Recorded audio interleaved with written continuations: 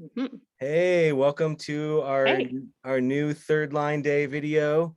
And today we're featuring our special guest, Isa Silver, 6'2" Splenic Manifestor. Um, and yeah, welcome to my first hosting of a guest on my third line day Uh, little video program.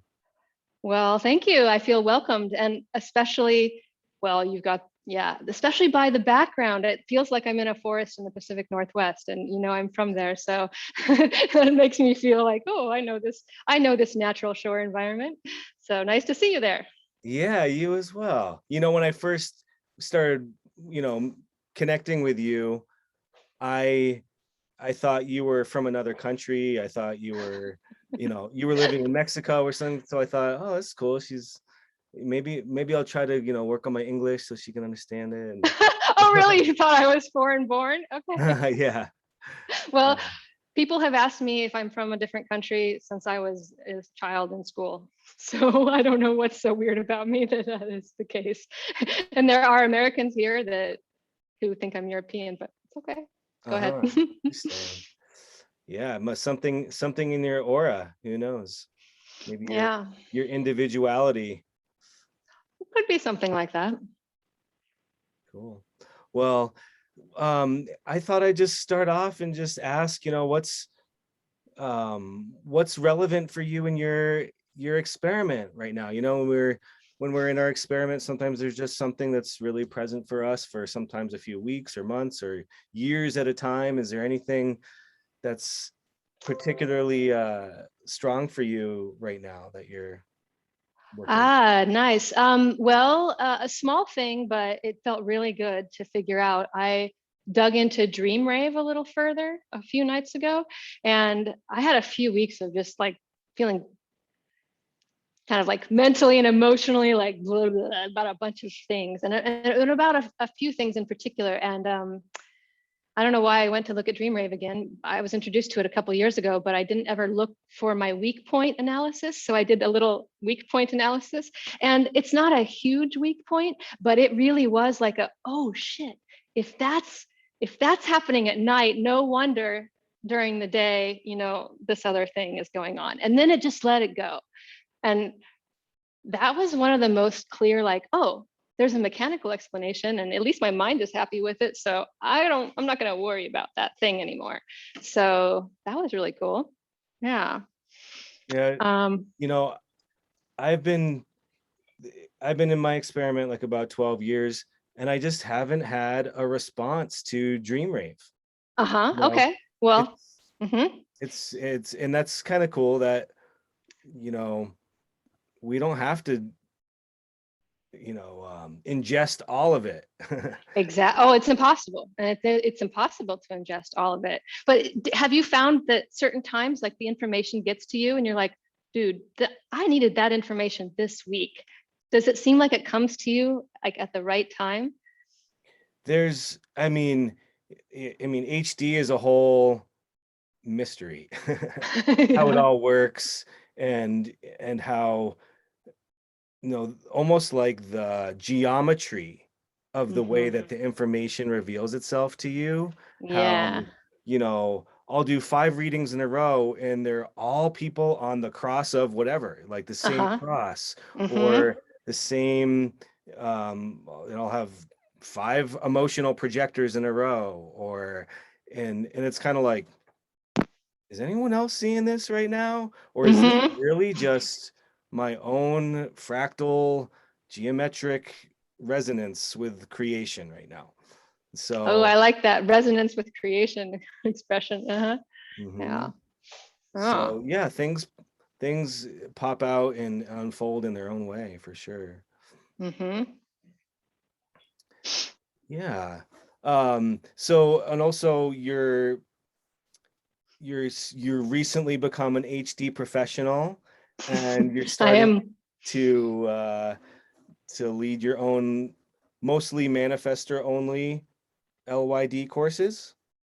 Yeah, I've done two now, just one with manifestors in a different smaller mixed group. And yeah, working with the manifestors is particularly awesome for me. I remember thinking when I was going to college that I was going to finally meet people that were like me. Like I knew I wasn't like everyone else in high school, and then I was like, in college, I'm going to meet them, and I didn't. I mean, I met cool people. I started adventuring, and good things happened. But I didn't have that sense of, oh, these people are like me. But when I had a group of manifestors in the LYD as my students, and I listened to them and we interacted, I was like, wow, okay, this is what I was looking for. This is what I thought would happen when I went to college, that I would get with some other people and we would vibe in a certain kind of way. And one of the big revelations to me is how different the manifestors are. I've been looking at circuitry, but just the difference between an emotional and a splenic manifestor is really, really deep. But yeah, it feels rich to be able to support them in their finding their manifestor nature. Hmm. And as a six line personality, as a 6-2, that experience was still kind of in your third line phase of life, what you just shared. That's true. That's a You good way to know, put it. how uh, any summary or third line revelations from the first 30 years of your life? Any you know I know it's Mm. harder, it's not that you were a third line, it's just a third line phase. So it's, for a third hmm six line person to get through that phase, you can, and survive and have some wisdom to share, or um, I I would like to be asked that question a few years from now to see if my answer is different. But I don't identify really clearly with that story that that first phase is this bumping into things and getting things wrong and then retreating to the roof. But maybe it's just my own inability to see myself. um, to the outside world, I looked really successful in my first 30 years. Like I was a mhm, scholarship student and really high achieving, this and that, athletic, blah, blah. I married like a soulmate kind of guy. And, we looked like, that couple, and we had that house and that other house, and, all these things that said, hey, you're doing the perfect, like, achiever American woman thing. Um, so I've mentally been like, wait a minute, was that, did I really? But here's the truth: that man wasn't the marriage forever. That profession, I went into law. That wasn't the profession forever. I was in Oregon and really identified with Oregon, and that wasn't the place forever. So I guess, yeah, I guess we can say that all of those things were things that weren't going to stick. And um, maybe now I'm on the roof, that I'm living alone in a foreign country, and quietly, but it wasn't super clear cut the way the story is told about that phrase. mhm. Well, that's interesting because, what's jumped out to me and some of the things you've shared with me is, um, in your path as a manifester, is that, um, maybe the way you were raised, or, you didn't have a lot of anger, That's true. and Yeah. so, Yeah, I've well, also questioned that story about manifestors, but yeah. well, I think you could probably share a lot with us about, conditioning, Uh-huh. the way you were raised, your conditioning, and the way, manifestors maybe don't have to look like this one, you know hmm there's more of a story there. So anything to share about that? Well, I can say that I am really grateful for the pretty much absence of, like, rules on me by my parents. They, I'll say they were both uh, manifesting generators, 214s, like very individual manifesting generators.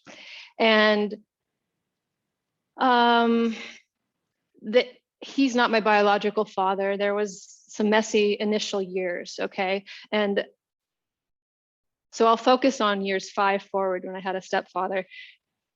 At that point, the two of them, I don't know, but I don't remember ever feeling restricted by them. You know, we lived in the country. I could go out into the woods. I could ride my horse anywhere. I could walk I could just go anywhere I wanted to go. And I did get my own room, even though I had 2 sisters who had to share a room because of it. But I got my own room. And, you know, when I was 16, they gave me an old truck that I could, you know, drive myself around. And then I started going out in the woods by myself. And so whatever it was that I presented to them, they didn't feel, or maybe they weren't capable of imposing any like restrictions on me about what I needed to do. And they didn't impose religion on me, and they didn't have any set expectations. And I just achieved a lot out of my lack of self-worth. So I can't say it was because they specifically supported me to be a manifestor, but I can say they didn't impose rules on me, and they didn't like crunch down on my thinking or my bodily movement. So I think that set me up to feel like I could do whatever the fuck I wanted to do. And for better and for worse, I did. Why is there always this story of manifestor children going into the woods? I don't know. Is there? Does that happen a lot? Yeah, I went out the back door. I went into the Oh, I forest, have an down the answer. woods. There was a search Okay. party. 3 hours later, 5 hours later, you know, they found me. I got sent to my room, and I never got to go out the back door again. I don't know Okay. why. Well, I seriously heard that story so many times. okay. You know what? Now that I think about it, I have heard stories like that as well. And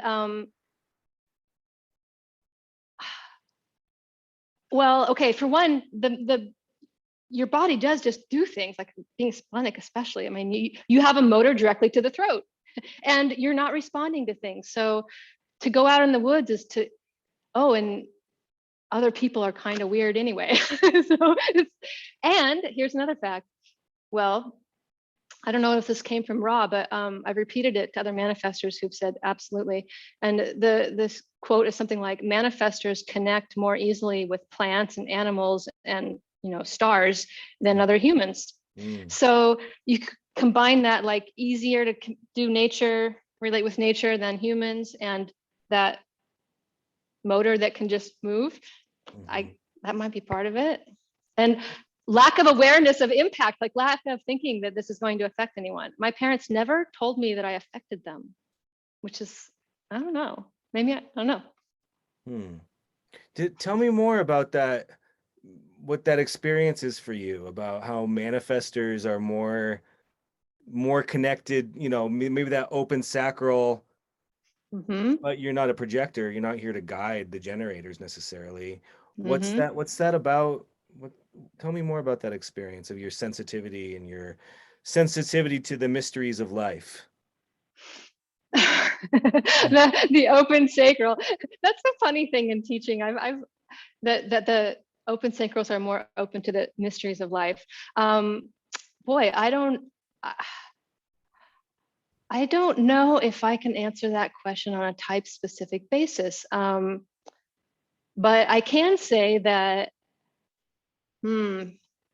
sensitivity to energies and sacral energy. And could you ask that a little differently? Because it seems like you want an answer, but I'm not sure. Well, what was it? You said something about how manifestors are more attuned to ... Yeah, plants and animals than humans. Plants, animals, stars. Yeah. Well, I haven't talked to a lot of manifestors about this, but when I posted that quote on Facebook with a picture of me and a dog, it got more responses than any other post I put out there. You know, all these manifestors threw up pictures of themselves with their animals, you know, and a few said no, I'm not into animals, but like, you know, there were a lot. It might have to do with how we don't get to relate as closely with other humans, it seems. And that makes us like we're like it's just easier to be embraced by an animal, and it's easier to be alone with a plant than to be forced to be with a generator that you don't know and don't have, didn't plan to be with, because then you're running that energy and you're getting all this and that, and nature is just kind to the body, and other people, other people, mostly sacrally defined, are messing with my energy, so to speak. And I don't mean that in a negative way, but it's a noticeable thing. Does that address what you were? Yeah, because that someone else just said that, another manifester just said that to me, something along those lines, just a day or two ago. So I'm paying attention to the things that keep showing up, like we talked about, and it's probably, I've wanted to support the manifestors in my life, and especially the manifestor women in my life, because I just feel like they're so misunderstood. This aura is just meets resistance, and it gets misunderstood, and I just have a lot of compassion for that experience. And so, because on the beyond that aura, there's this manifestor piece. There's this, you guys are all softies on the inside. So beyond that hard shell, or pretty much, whatever you want to call it. And it's very sweet and soft, and there's a lot of love there. And so, would you like to speak to that in terms of, a message for manifestor women, or your experience in, maybe a trial and error figure, coming to know yourself as a manifestor, and you're, working with your strategy and authority around that, and has that, the ease around it or not? I think I want to try to start with the sweet core part and not cry by the time I get to the end of it, because that is true in my experience. I mean, I was just on the chatting last night with a female manifestor in Poland right now, whose husband is in the emergency room, and I barely know her, but we were able to communicate about the situation in such a tender way. It was really very, very real. But I know that on the outside, we look hard because we move in a different way. I mean, I don't get the warmth of the generator, like back and forth, I don't get that. And I don't have the alluring thing of the projector. And it is weird to be a woman manifestor, and we just keep talking about this, and maybe someday I'll have a posse of female manifestors, and we'll be over this and we'll be done, and we'll be like, remember when we used to complain about that? But it's like we don't get taken care of for our sweetness. We seem so independent and able to take care of ourselves that no one's checking in to say, how are you doing? How can I help you be softer? It's more like, oh, wow, you've got ambition, you've got this ability to do things. And so, you can play with the boys. And we do. Female manifestors usually play with boys. But that's not a place to nurture that sweetness. And those boys that you're competitive with at your sports or whatever, they're not nurturing that sweetness. And so to only be seen for that achievement ability, it does get to you. Impact, it does get you. And so sometimes some people get in, and that's the real treat, when somehow people get in to see the sweetness, get to experience it because of the situation. So yeah, I think Genoa Bliven put it about something about manifestors getting hardened. We get hardened by the world, and we can all help manifestors be a little softer by letting them know it's okay, and checking in on them like we might check in on a projector. We are non-sacral. We do get tired. We do need support in this generator dominated world, but it doesn't seem like we need support because, Does that address that? Yeah, and it definitely opens up a very a lot of questions, that I don't Okay. think we have time for today, That's a, but I think just even opening up that door, yeah. how can how can us as all the other types, I'm if I could make my own type of human design, which I'm not going to do, it would be something like humanistic human design, because it's Hmm. about being humans. We're all, yeah, we're different types, but ultimately, the least or the common denominator is that we're humans, we're all in this Hmm. together. And so we need to, well, we're all in this together, I don't mean to homogenize anything. It's just more, we're all sharing this human experience. We all, you know, we can get easily into the typism and the separation, and I think it's important to transcend that to some degree, and not just get stuck in the typism, but find where we do connect, find where we do what how we can support each other, how we can see each other and bring out the best in each other. And as the different types, if we're all different cells in the same body, Yeah. then how do we work together? How do I bring out Hmm. the best in you as a manifester? How do I support you as a manifester, man or woman, and so, and not just isolate my own type, I hear you on that, and I hear you speaking from the perspective of someone who's been in the experiment for 12 years. It's like you've kind of graduated to a level where you're comfortable in your differentiation, Hmm. really comfortable in your differentiation, and now you're able to, because you're a differentiated cell, you're really able to play your role in the body, and and so for me, being about 5 years in, I barely understand being manifestor enough to start sharing it with other people. Mm. So that's where I'm at in my part of the human design journey, is really focusing on me being me, because I'm not done trying to be a super generator. I mean, every day I do things that have me mimicking another type. So I would say that there's a period of differentiation Hmm. before it's, well, at least for me, before I'm ready to interact as much. Now, I did recently get to kind of come out of my shell a little bit. Went to the Human Design Conference in Santa Fe, and we missed each We other. miss each other by a few hours. Yeah, and that was my scheduling, but I didn't know I was going to miss you because of it. So I'm sorry for that. But that was the first time in my experiment where I did get to interact with other types that are experimenting as type. And that was really rich. That was just really, really rich. Do you want to say anything about that experience there and about interacting with the auras there? There's definitely something that is tangible when everyone's in their experiment together.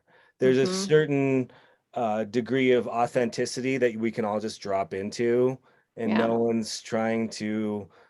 I know, of course, you see all the not. We're still humans. We're still deconditioning. We're still humans. That's we're not going to get out of that easily, but um there's just that alone is super nourishing, that you're you can be yourself and be accepted as yourself.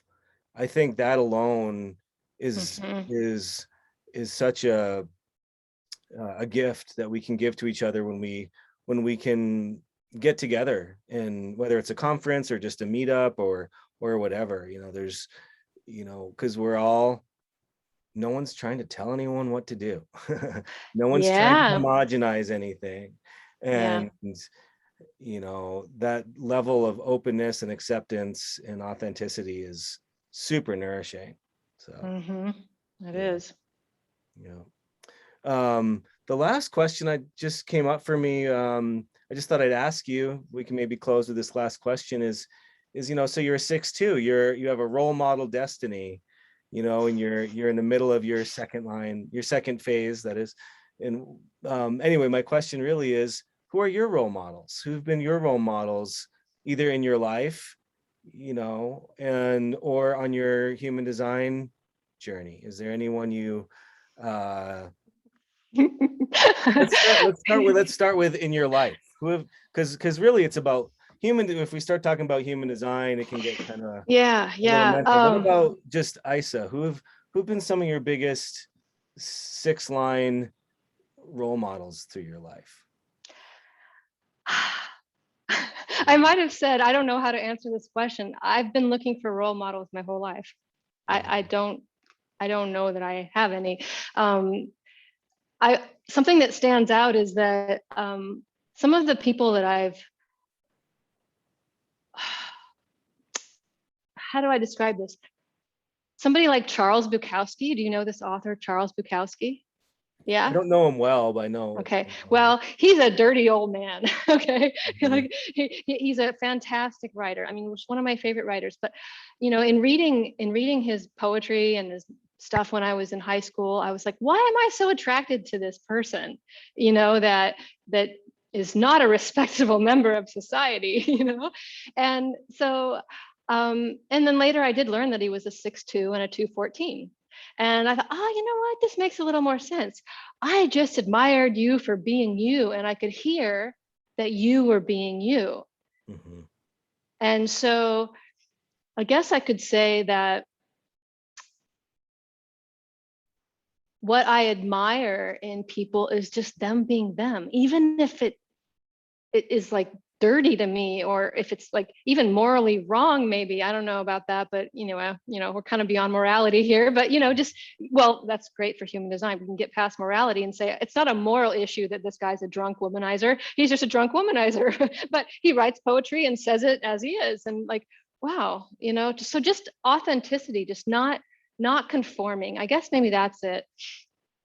Now I'm remembering Colorado though, and I'm remembering rock climbers, and I really was into climbing, and then I was into sailing. So I could say that some of my role models have been like people that just took their bodies and did things with them. Mhm. And then complete opposite people, like like gutter poets that just didn't give a shit about the system, but could write a poem that makes me cry about a bird. So not a very clean answer, but I've wanted role models my whole life and I don't really have any. Well, it's interesting that you're a left angle cross of the Clarion. You're a 51 sun. You have the same cross as Rahu. So I would guess there's a, you know, oh, that's just my mind, but I would assume maybe there's a Mhm. resonance there with Ra, and feeling that rawness. There was for sure, as far as the information when I first started listening to him, like, whatever, maybe, yeah, it really does go straight into my ears, it seems like. And then at a certain point, I started recognizing fifth line frequency versus sixth line frequencies, right? And sometimes I'm just like, dude, don't be so fifth line about this. Like, come on, get up, come on, see it from where I can.